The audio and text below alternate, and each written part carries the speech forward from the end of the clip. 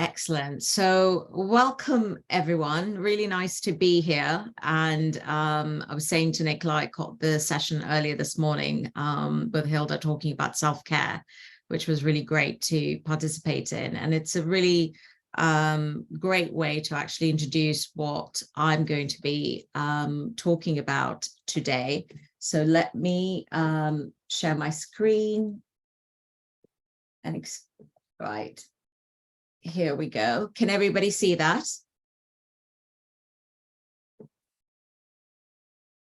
Okay. So just so you know, at the yeah, okay, great stuff. So welcome to KindInvest. This is a session focused on mindfulness and resilience. And I am going to be walking you through basically what the KindInvest program is, the area of self-management, very specifically mindfulness and resilience, to help us better manage ourselves, not just in our personal life, in our professional lives, but also within our personal lives. So my work in KindInvest has been inspired from my work at the UK charity called Be Kind Movement, which I set up back in 2015.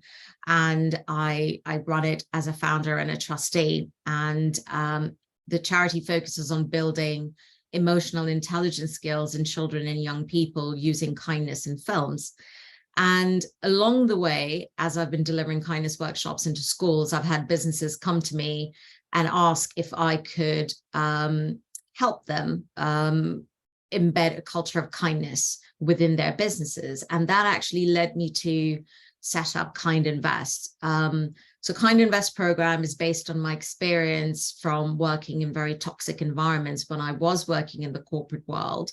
And also from the time that I spent in the charity world, very specifically the last 3 years of COVID, where I suppose, you know, my personal life was quite compromised, as I'm sure many of you could relate. I'm sure many of you can relate to that in terms of hormones and sleep deprivation. And that combined with having worked in a very heavy sales environment, very pressured sales environment, really taught me the principles of resilience. I came to the conclusion that actually what I would love to do is create a program that talks about investing in kindness to yourself, because being kind to yourself is not selfish. It's one of the things that you're told when you're in a plane, that you need to tie your seatbelt first before you look to help someone else. So it's pretty much the, and apologies if I'm a bit distracted. I am just trying to let people in as well. So, okay, excellent. So yes, kindness to yourself is the principle on which KindInvest is based on, and it's also about kindness to others. So the belief that I have is that the best form of investment we as individuals can make in us is to invest in ourselves with kindness. And that means you actually look inward to your purpose, your inner strengths, your unique voice, what makes you authentic. And, at the same time, an organization needs to be investing in creating a more kinder environment, which fuels trust and well-being and compassion. But it also is a case of, where the head of department or the CEO is modeling self-kindness. That is such a great inspiration for others within the team. So really, KindInvest is about a joint commitment between employees and employers to embed a culture of kindness. It is positive psychology and emotional intelligence influenced, and positive psychology, which, you may well have heard about, is all about positive interventions that increase well-being. But the interesting thing about positive psychology is that it focuses on what is right with people and using their strength, rather than focusing on what is wrong with people and fixing their problems. So, by the way, I don't know if somebody is has not muted their screen. I can hear some tapping. So if you don't mind, please muting your screen. That would be really great. Thank you. So we're going to move to the kindness model that I work to with clients, and that looks something like this. And the idea behind kindness values model, or kindness KindInvest, is that it's based on these 7 values of kindness, and each of these values can be attributed to emotional intelligence competence. So for the purposes of this session, we're actually going to be focusing on mindfulness and resilience. And so what are we looking at when we say, mindfulness? The ability to regulate one's emotions, thoughts, behaviors effectively in different situations, so you can manage stress, control reactions, motivate yourself, and set and work towards achieving your personal and professional goals. And self-management has the 2 key behaviors or ingredients that we're going to be focusing on. But before we get started with looking at mindfulness first, I wondered if everyone can in the chat box very quickly jot down, what is it that where do you currently stand in your self-care?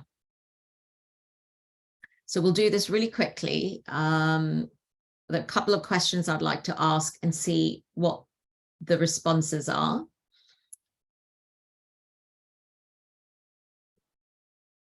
So where do you currently stand in your self-care? So what is it that you do to look after yourself? Yeah, I've got better over the last few years at making time for me.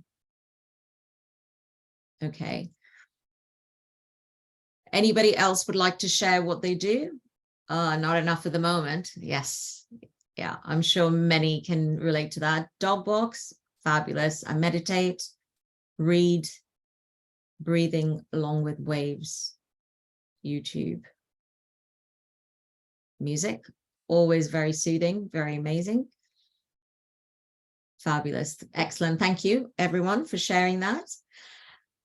The next question I have is, asking yourself, how do I allow my thoughts to come and go with ease? So do you find you've got thoughts coming into your head and they overpower you? You're focused on that all day, or how did this go wrong? Or what am I going to do? Or do you do things that allow you to just be?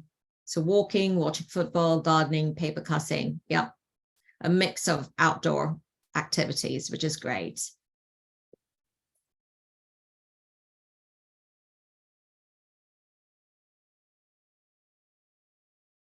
Right.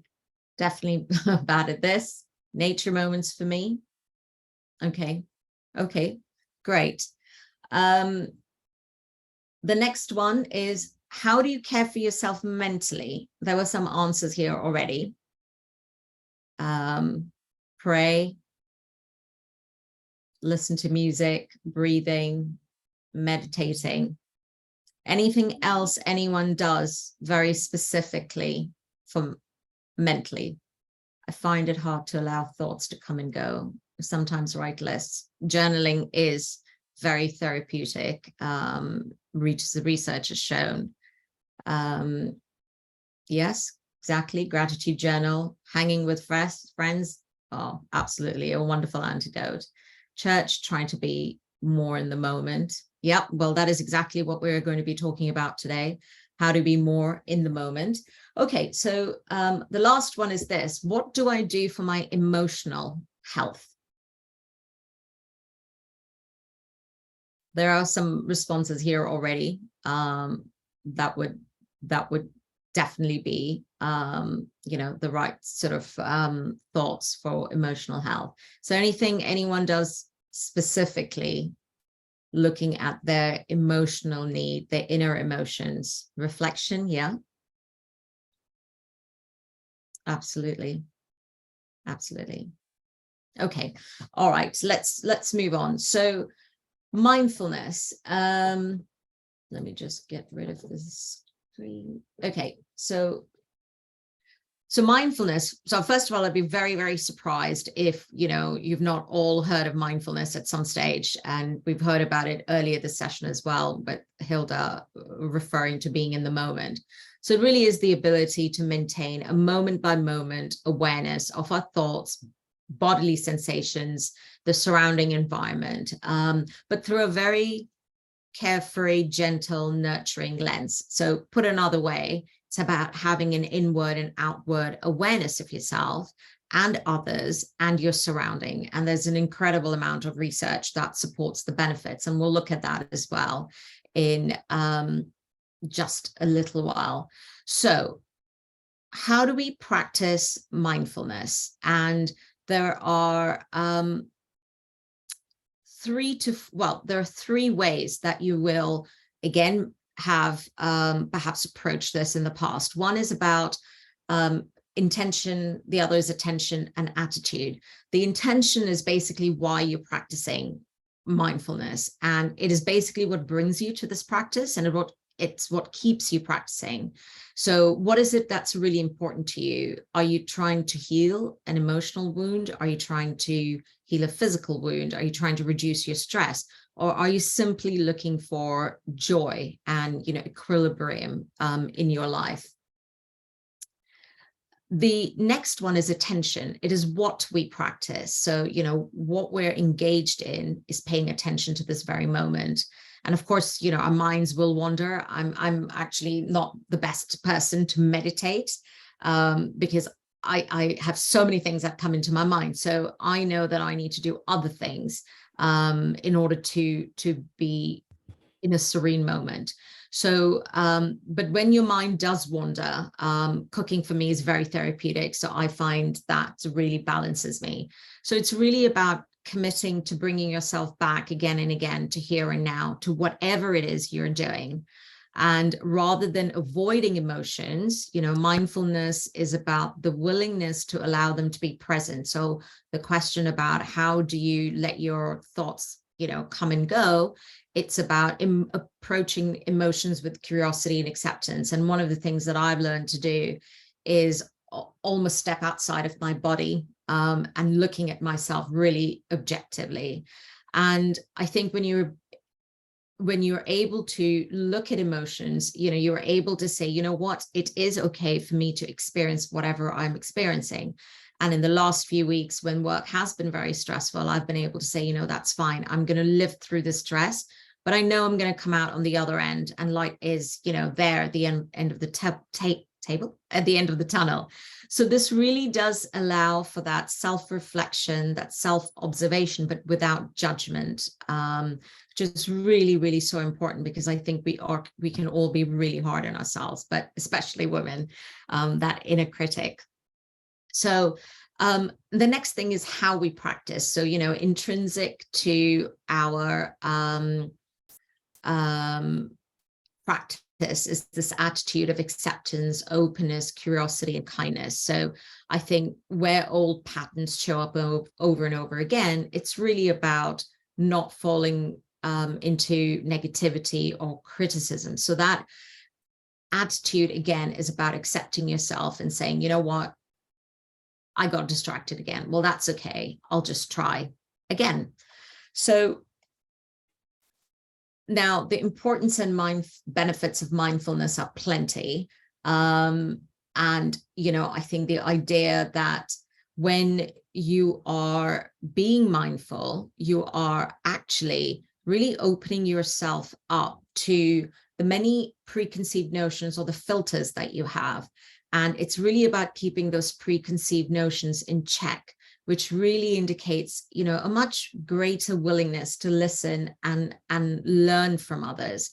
I think learning to transform the mind is the greatest tool. So if a manager is unable to focus, that becomes a major problem, because that interferes with decision making. Whereas in mindfulness in the workplace really allows you to let go of the, whatever's happened in the past and the future, and focus on the present. So anyone that can master the ability, especially at work, you want to hold your meetings kind of like in the present, letting go of past agendas and whatever unproductive outcomes there may have been of previous meetings.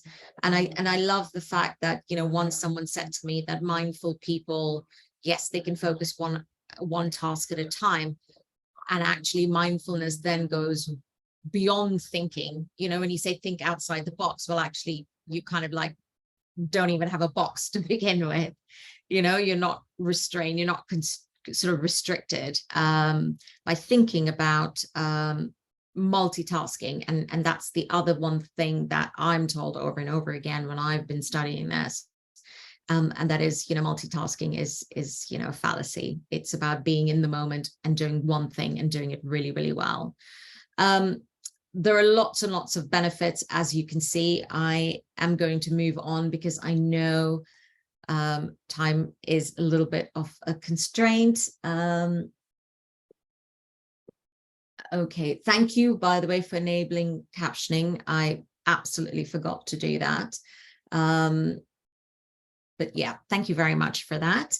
So how do you bring mindfulness to the workplace? Set an intention at the beginning of the day. Yes, absolutely.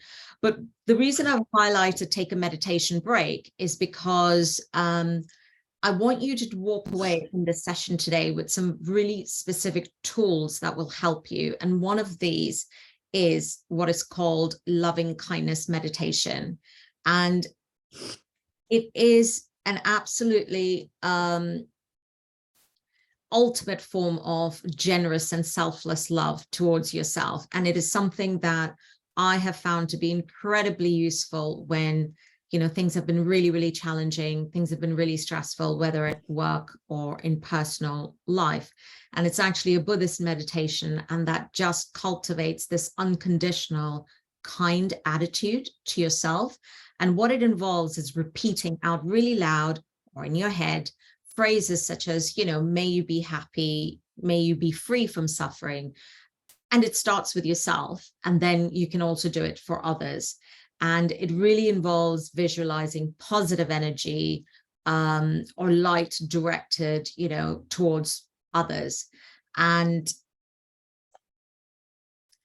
if you look at what the West says, and when I say West, obviously we know about Eastern philosophies, but the West, through its academic research, has actually found loving kindness meditation to be an incredible source of self-healing and pacifying the mind and producing positive feelings towards yourself.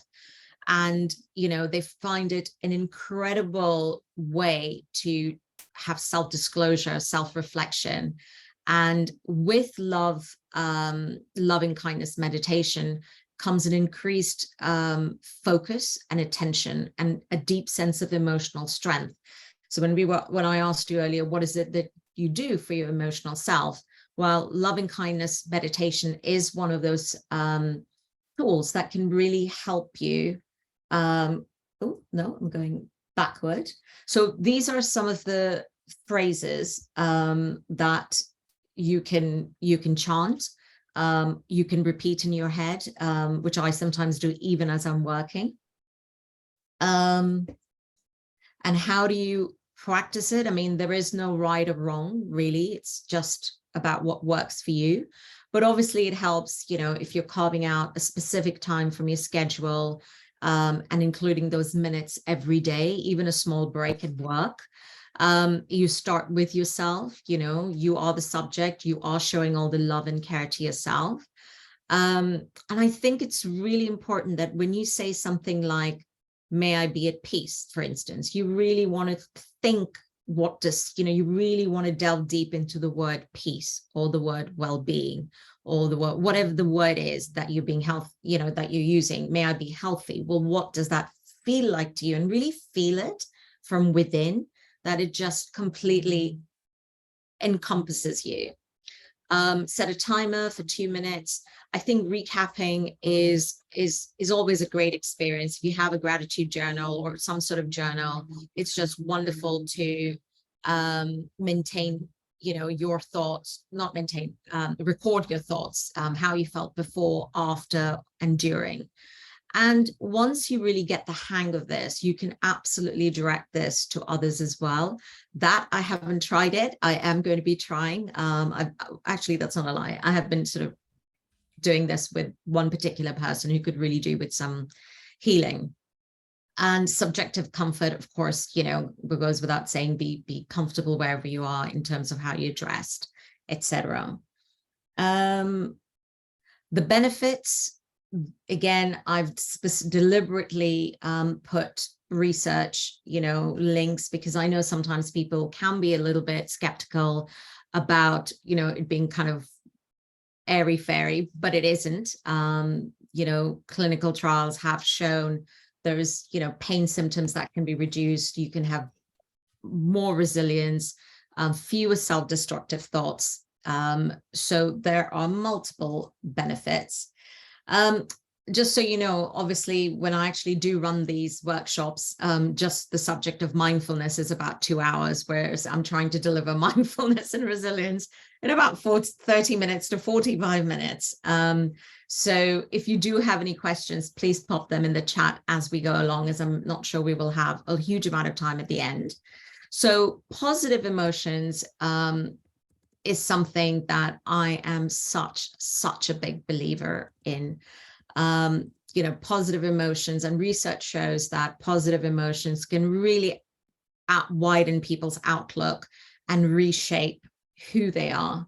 And Barbara Fredrickson is an American. Oh, sorry about that. I have no idea how that popped up, so just give me 1 second. It was all shut down and it has just popped up. Apologies. So here we go again. Sorry. Oh, is everybody able to see my screen?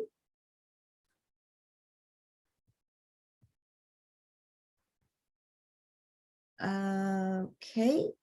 Is anybody able to see my screen? No. No. Okay. Hang on 1 second.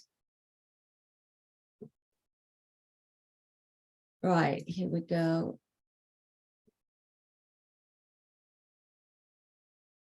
Are you able to see it now? Yes, thank you. Oh, lovely. Okay, apologies for that. I have no idea why. Right. Okay, so basically, Fredrickson, who is a professor of social psychology, actually found that when individuals received interventions such as loving kindness meditation, they actually showed an increase in positive emotions and thought regulations. And so Open Hearts Build Lives was her work on the theory of positive emotions. And she took, in this particular study, she took half of the participants who practiced loving kindness meditation for 9 weeks. And their increase in daily experiences of positive emotions over time was recorded. And the kind of benefits they saw were improved cardiovascular health, metabolic functioning, hormonal balance, managing anger, impulses, etc., and stress and burnout. So the idea behind positive emotions is, imagine that you're waking up one day, and you feel happy, you're content. On a morning like this, when you walk out, you're more likely to notice the good things around you. The beautiful tree, the beautiful sky, the clear blue sky while walking, which is really about your broadened attention. You may come up with some interesting ideas, some novel ideas during a meeting with a colleague, which is where the cognition comes in. You have a much broader cognition, and you may actually want to do things after finishing work, hang out with friends, which is the action, the urge to do something. But in contrast, if you wake up on a day, and this has happened to me multiple times in the past few years, where you wake up and you feel really anxious, and you're feeling you're feeling nervous because there's so much to do, and you run a volunteer organization and there's just not enough money, and you're leading it and you have to do a lot with a lot less. Or you may wake up feeling a bit resentful towards somebody at work. Now, when you wake up with that kind of mindset, you're more likely to walk to work or to drive to work with sort of tunnel vision, noticing little other than, I don't know, maybe what's wrong around you. Maybe the cracks are not working. Maybe you feel, oh, the council hasn't done what they're meant to be doing. You're thinking of perhaps, other things, such as repaying the person who is the target of your, frustration. And you may not actually feel like doing much after work.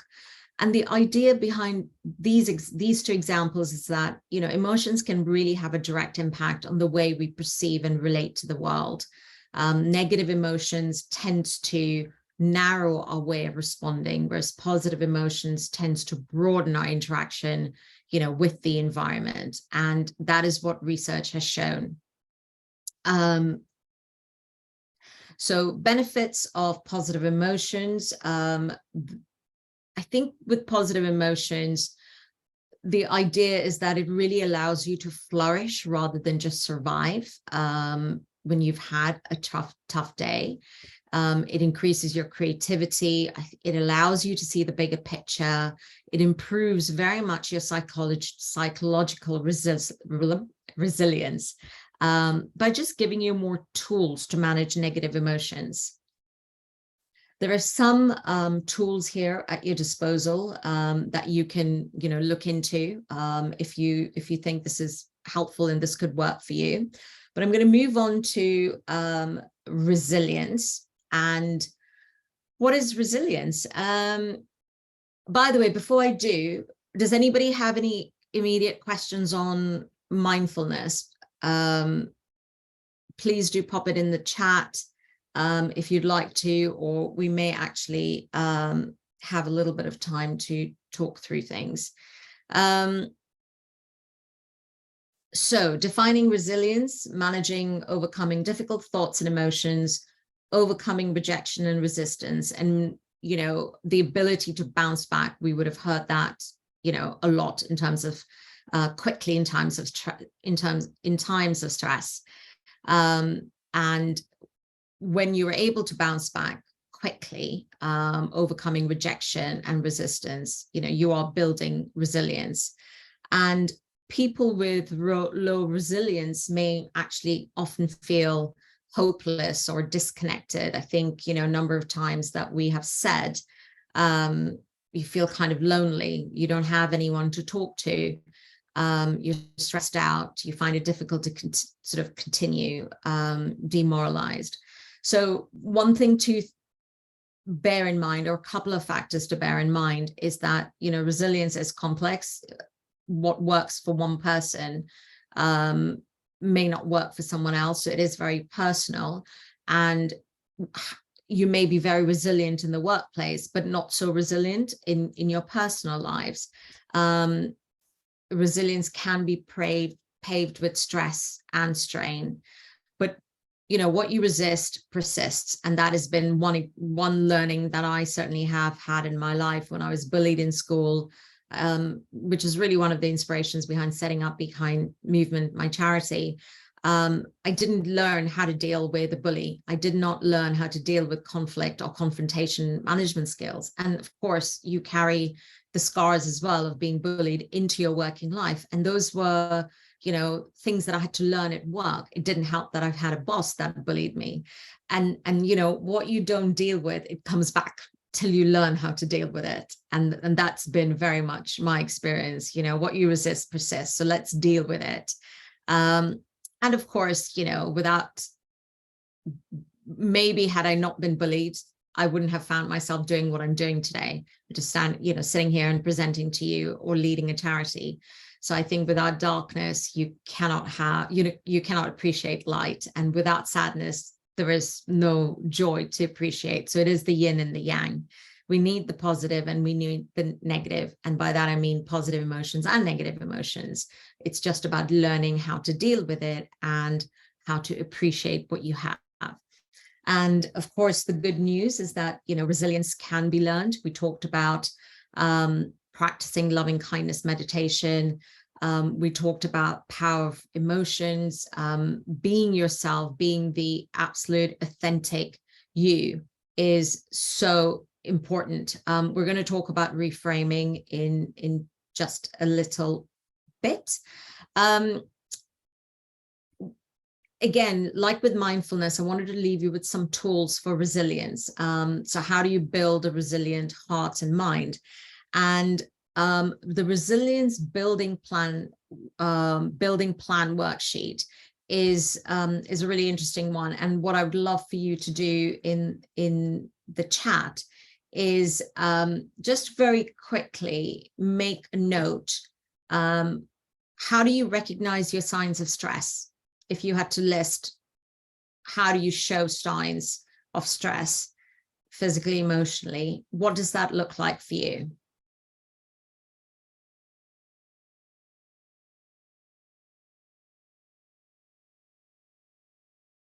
Yeah, irritable, heart races, feel overwhelmed, fixation on things, not sleeping. Yeah, totally understand. Unable to switch off. Okay, yeah. So it's sort of a combination of, physical, mental, emotional. What about your strengths? How have you, if you had to list what your strengths are or how you've tackled some of these issues, what would that look like?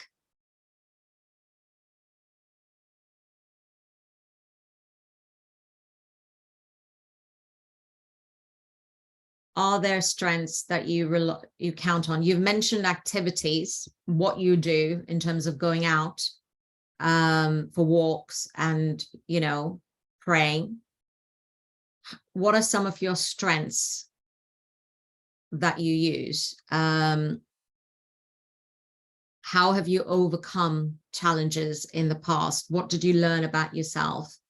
Tell family members I'm running low. Being able to show vulnerability is a strength, and that's really, really important. I found that sometimes drawing an image of yourself when you were resilient and really drawing on the past memory has sometimes really helped me to cope with the present. So that is something to think about, drawing an image of something that's happened in the past and applying the strength now.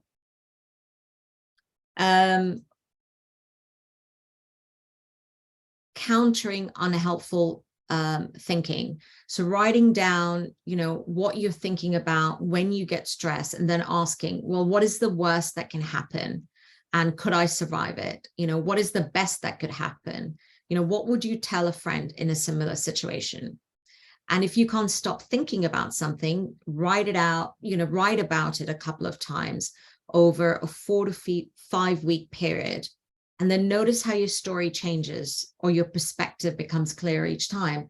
And that's certainly something you can do.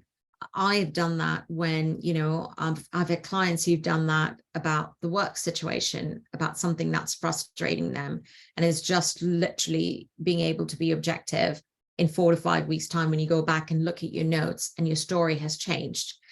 One of the best things that you can do to build resilience is stop being hard on yourself and practice self-compassion and give yourself the mental break or a pat on the back.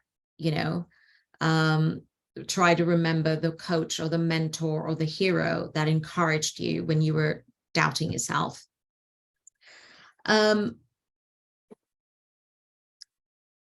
Now, the 4-factor approach. The 4-factor approach is quite a unique approach that can help you develop skills of resilience. And this was developed by actually Deborah Sarani, who uses the idea of a bad car crash as a tool for building resilience. So she says, well, let's assume you crashed your car and have some injuries and you've had to miss work for a couple of days. So, and by the way, apologies, my intern, I think missed this slide. It should first be state facts, then place blame where it belongs, and then reframe. So the first thing you do, after car crash is basically you kind of state the fact and you say, okay, let's just list or talk about trauma without magnifying it, so you can say something like, I wrecked my car, I got hurt. However, I was able to call for help. I got myself patched up and I got the car fixed.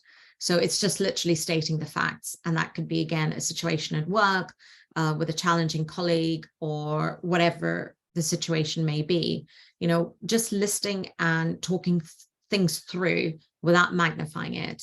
Then it's a case of going, right, so, is there blame to be assigned somewhere? And that means taking ownership and not beating yourself about it. And it's a case of saying, right, okay, I wrecked my car, I crashed my car, I wrecked my car. It happens, it was dark. It was maybe, as an accident, I'm okay. So just stepping up and recognizing that, I'm in this situation and maybe I've contributed to X, Y, and Z, which is, again, very translatable to the work environment or to your personal life. And the third step involves reframing and reevaluating the event in your head. And this is sometimes also called, sort of looking for the silver lining, because things could always be far worse. You could have seriously injured someone or you could have hurt yourself. And so reframing just looks at the brighter side of the situation and finding something to be grateful for. And, finally, just giving yourself time. Time is of the essence, just giving yourself time to heal and adjust after trauma. Or, as many of you have said in the chat, you take some time out, you pray. Praying is so very powerful. Whatever it works for you, whether it's taking a walk in nature, whether it's talking to family and being vulnerable with them, it's just giving yourself time and being true to yourself and showing yourself that loving kindness. And I think by going through this sort of 4-step process, you can train your brain and your mind to think differently. And this is also part of that emotional, how do you tend for your emotional self? It's looking at situations differently and finding that silver lining. And I think when you're doing this, what it's helping you to do is create a plan for managing resilience and helping you learn more about your strengths and your weaknesses. Thank you, Nicola. We are almost there. So I'm going to go back to this particular slide that we had, and I would really love to hear at the end, is there anything you would do, differently in terms of looking after your mental health or your emotional health from any of the tools that you have seen here today? I would love to know what might work for you. So please do share if you think that's been helpful. And yeah, so I think anything that you feel you would do differently as a result of the workshop today, whether it's being mindful to yourself, whether it's, meditating through the loving kindness meditation, whether it is just being more positive, drawing on your positive emotions, reframing, whether it's looking at the 4-factor approach or just journaling. I would love to know how this might have helped you. And if it's something that you need to think through, that's absolutely fine as well. I hope the session was helpful to all of you. And of course, it's being recorded, so it's here for you to have a look at. So if there's, I don't know if there are any questions. I can't see in the chat if there are any questions. I hope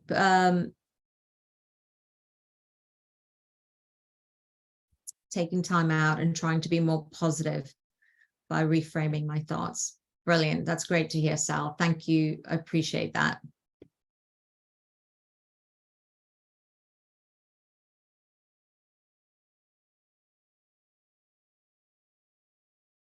Yeah. It's always nice to have that timely reminder for this particular week that is all about small charity week. So my pleasure. I will stop sharing the screen.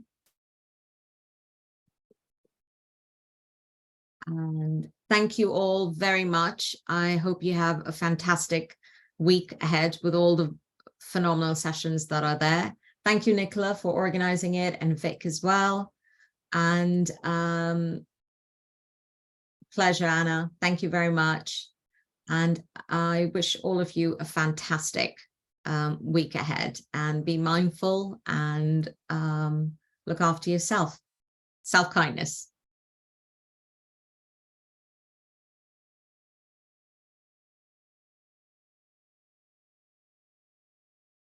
Thank you. Thank you, everyone.